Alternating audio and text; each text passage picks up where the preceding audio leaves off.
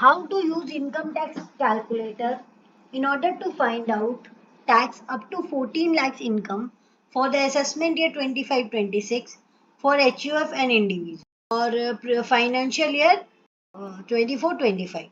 That is financial year 24-25, assessment year 25-26 for HUF and individuals जिनका income up to 14 lakhs है.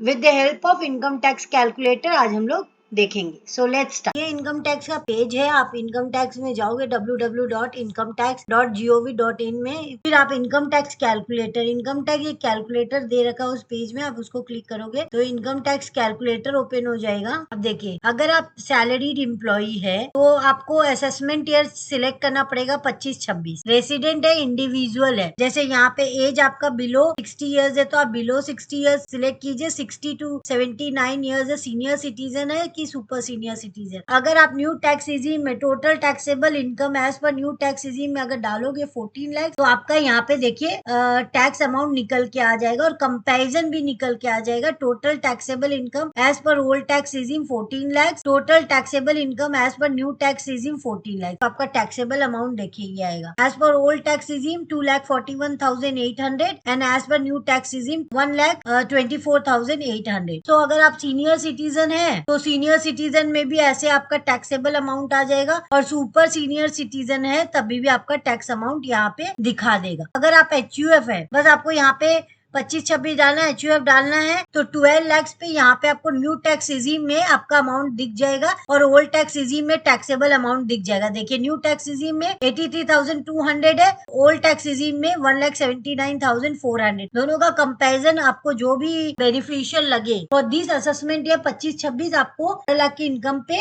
इतना tax देना पड़ेगा as per new tax regime. और अगर आप ओल्ड टैक्स रिजीम में है तो आपको 1,79,400. तो ये था आज का video. I think video is helpful. Thanking you for watching my video. If you like, please share, subscribe my